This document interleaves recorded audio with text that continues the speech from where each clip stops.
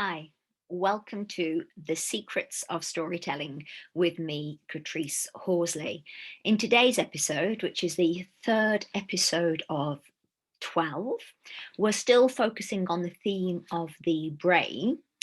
And in today's episode, we're looking at a certain aspect of the brain and what happens to it when we listen to stories. And that is to do with physicality. I mentioned in the previous two episodes that when we listen to stories, chemicals are released, three main chemicals that I focused on: oxytocin, dopamine, and cortisol. And I want to look at the effect of those today, but also look at how our brain fires off and how that implicates on our physical health and our physical well-being, not just our mental well-being, but our physical well-being. So all of the links to the research that I mentioned are going to be attached to the video, so don't worry too much about those. The first thing I want to mention is some research that was done by a guy called Greg Burns at Emory University. And he was scanning people's brains while they were reading stories. And what he was finding was that the parts of the brain that were responsible for moving your arms were firing off if the people were reading about a character moving their arms or a character running. Then the parts of the brain that would move your legs to run were firing off, as though your brain was replicating or mimicking what the protagonist was doing. So this is really vital information. Our brain fires off like we are doing what the protagonist in the story is doing. I want you to think about that for a while.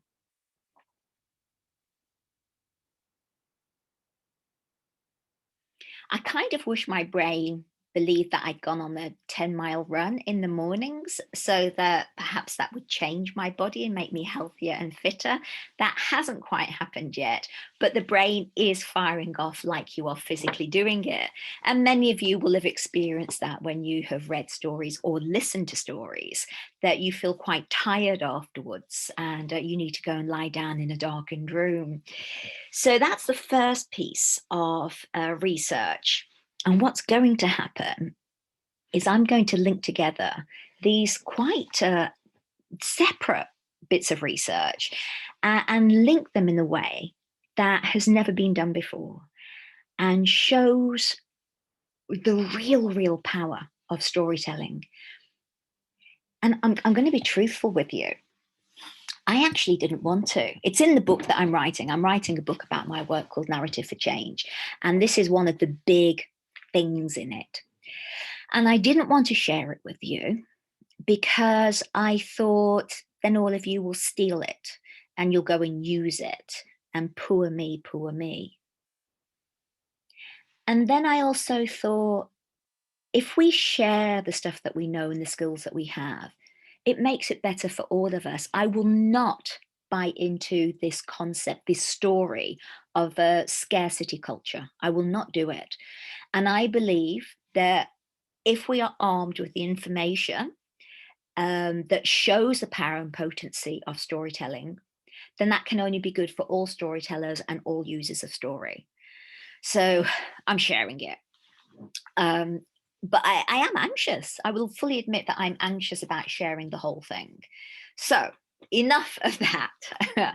Sorry, not really sorry. Gregory Burns, our brain is firing off like it thinks we are the protagonist. And then I was reading about a fascinating piece of research that was done at the Kaiser Permanente Institute in, where was it? San Diego in California. And it was done by a guy called Vince Folletti and Robert, was it Arder? I'm just going to check his name. Robert Ander.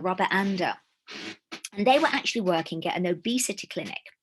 And they were finding that a lot of people who were successful on the program to reduce their, and it was like morbid obesity that these people had, they were really successful and then they dropped out, even though they were doing really well. And they wanted to find out why that was. And it was linked into, they discovered, something that they have named adverse childhood experiences. So a lot of the people who dropped out had suffered from what they identified as, I think it was 7 or 8 main adverse childhood experiences. And they were to do with like physical abuse or psychological abuse, sexual abuse, addiction at home, bereavement, aggression, violence at home, a terrible divorce, etc. You can look in the links.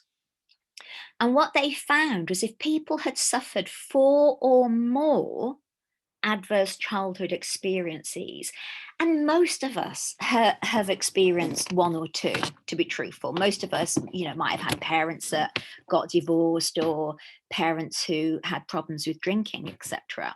But they discovered if you had 4 or more, and I'm going to quote some statistics here, that you were twice as likely to develop cancer.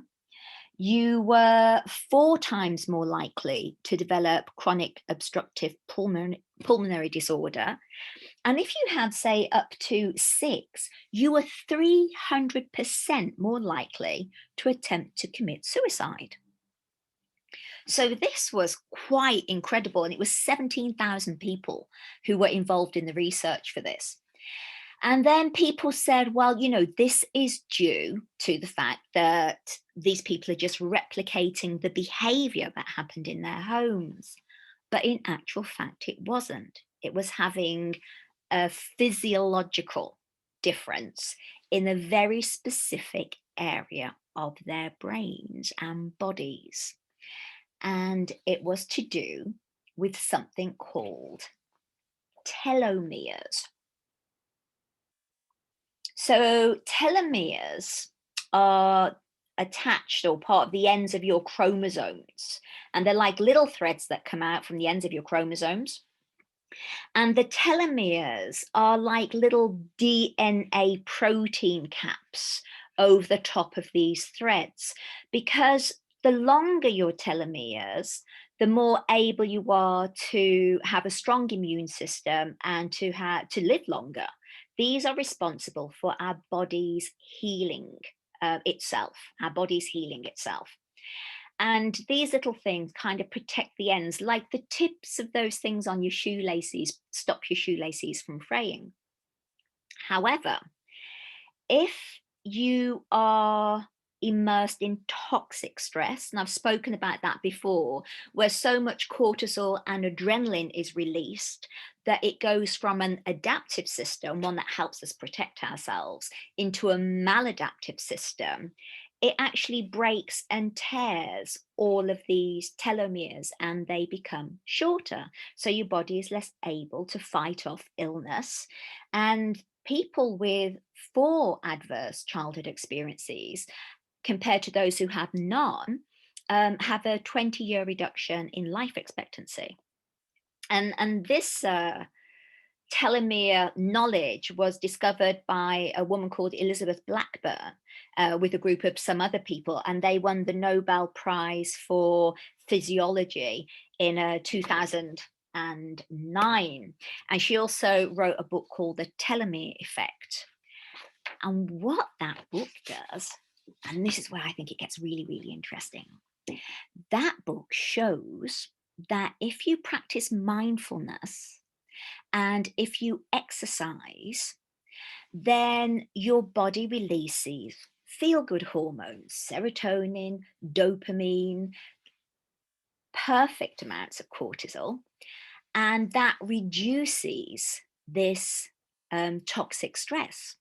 And there were tests done of people who did mindfulness exercises every day for 8 weeks compared to those who didn't. And they measured telomere length at the start and telomere length at the end. And they had grown their telomeres. And we also know that there are a lot of sports stars who had really hard and uncomfortable childhoods, and yet they went on to be, physical, powerful athletes and quite well rounded human beings. What has this got to do with storytelling, you're saying, and physicality? Well, I want to take you back to what Greg Burns found out. I want to take you back to that fact that when we are hearing a story or reading a story, our brain physically thinks we are the protagonist.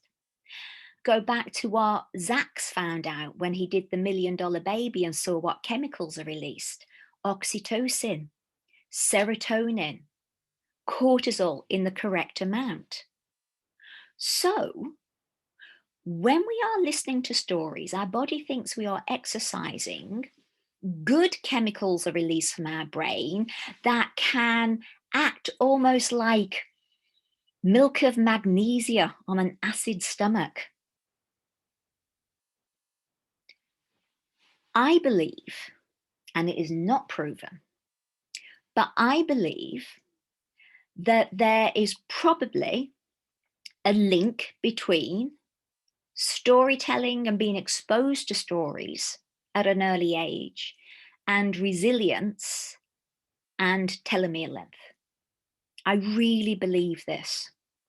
I believe, and I had an interesting childhood, a really interesting childhood, and there were definitely some challenges within it, but I had stories to disappear into. And when I read those stories or when I heard those stories, all of that stress and that anxiety that I would have felt as a child disappeared. And stories provided me with a golden thread that pulled me through the dark, shadowy forest of my childhood. And I think they've probably done that for millions of people. I would love to be proved right or wrong. If there are any researchers out there who want to look at exposure to storytelling, exposure to stories, and measure that against telomere length, I would be fascinated to see the results. So that finishes the last episode to do with the brain. I hope you found it really, really helpful. I will put some links below. I'll definitely put in a link by a woman called Nadine Burke. Oh, she's got a hyphenated second name. And she is a doctor. She did a brilliant TED talk all about this system for survival going from adaptive to maladaptive when in high stress situations. And if you listen to her TED talk, just be aware of the powerful metaphors she used and how they impact on us being able to understand quite complex problems. So I'll put that link below as well. The next 3 episodes are all going to be around education and teaching, and I hope you'll find those interesting as well. The first one is going to be about early years and language development, and also mention some of the research that is linked to how language and vocabulary is one of the main predictors for predicting the success of the child in later life: emotional success, cognitive success, and monetary success, whether they will get out of the poverty cycle and be able to generate enough income to support themselves. So the next episode, all about language development in early years and the important role that storytelling plays in that. So remember to subscribe, hit the subscribe button, one of these here, I can't remember which side, and please message me on YouTube if you have any queries or questions, or if you would like me to cover other topics that I haven't mentioned in my introduction video to The Secrets of Storytelling with me, Katrice Horsley. You might also be interested to know that I run a podcast called Unstuffing Our Story, and there is a link for that on the YouTube channel. and also links to my website. And on the website, it's just been changed a little bit. You'll see that I'm offering coaching. So anybody who wants to use story or wants to improve their storytelling, please contact me for coaching sessions. Okay, that's it. Have a lovely, lovely day. Stay healthy and enjoy your lives. Suck the marrow out of the bone of life, but not if you're vegan or vegetarian. Bye.